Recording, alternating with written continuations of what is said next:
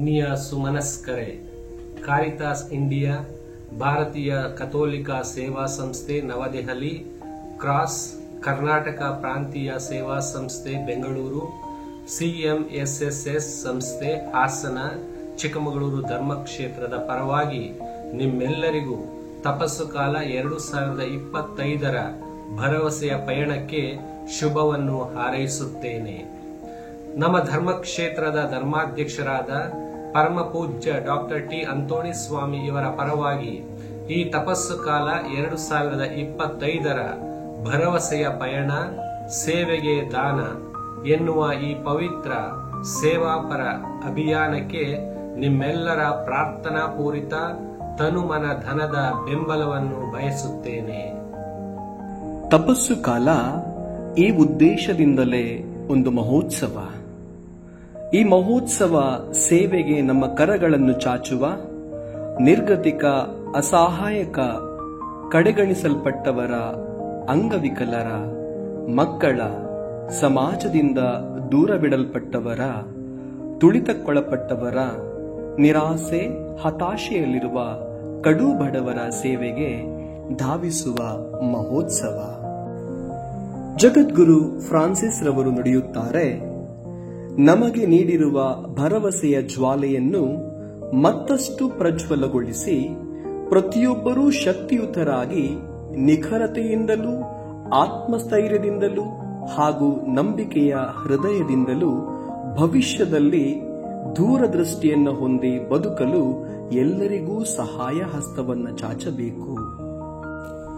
ಜಗದ್ಗುರುಗಳ ಈ ಕರೆಯನ್ನು ತೆರೆದ ಮನಸ್ಸಿನಿಂದ ಸ್ವೀಕರಿಸಿ ಭರವಸೆಯ ಪಯಣ, ಸೇವೆಗೆ ದಾನ ಎನ್ನುವ ಈ ತಪಸ್ಸು ಕಾಲದ ಅಭಿಯಾನದಲ್ಲಿ ನಾವೆಲ್ಲರೂ ಪ್ರೀತಿಯಿಂದ ಭಾಗವಹಿಸೋಣ.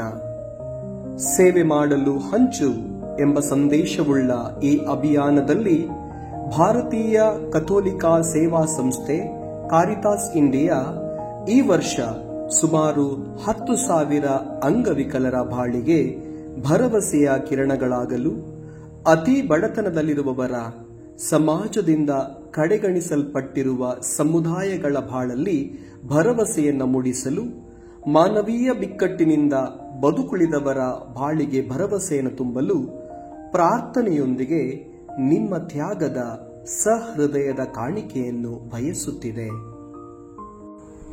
ಕಳೆದ ವರ್ಷದ ತಪಸ್ಸು ಕಾಲದ ಅಭಿಯಾನದಲ್ಲಿ 2,14,00,000 ರು ತ್ಯಾಗದ ಕಾಣಿಕೆಯನ್ನು ಅಖಿಲ ಭಾರತದ ಕಥೋಲಿಕ ಭಕ್ತಾದಿಗಳಾದ ನೀವುಗಳು ಸೇವೆಗೆಂದು ನೀಡಿದ್ದನ್ನು ಸ್ಮರಿಸಿ, ಅದನ್ನು ಭಾರತದ 14 ಪ್ರಾಂತ್ಯಗಳ 21,525 ಅಸಹಾಯಕ ಜನತೆಯ ನೆರವಿಗೆ ವಿನಿಯೋಗಿಸಲಾಗಿದೆ ಎಂದು ಸಂತೋಷದಿಂದ ಘೋಷಿಸುತ್ತೇವೆ.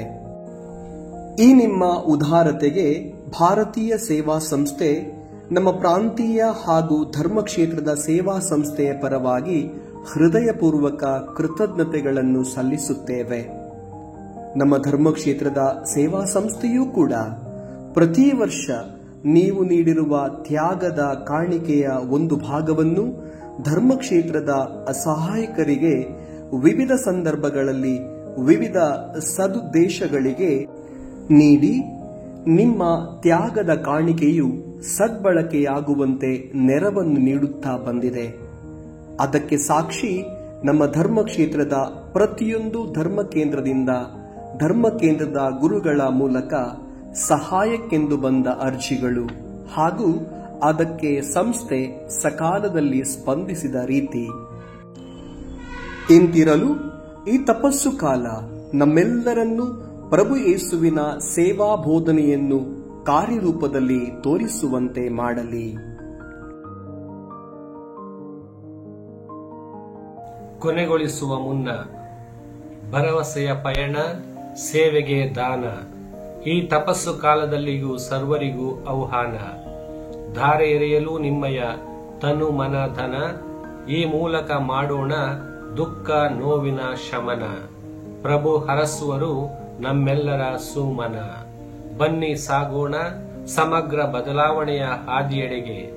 ಈ ತಪಸ್ಸು ಕಾಲದ ಅಭಿಯಾನ ಭರವಸೆಯ ಕಿರಣಗಳಾಗಲು ಆಹ್ವಾನ. ಜೈ ಯೇಸು ಕ್ರಿಸ್ತ.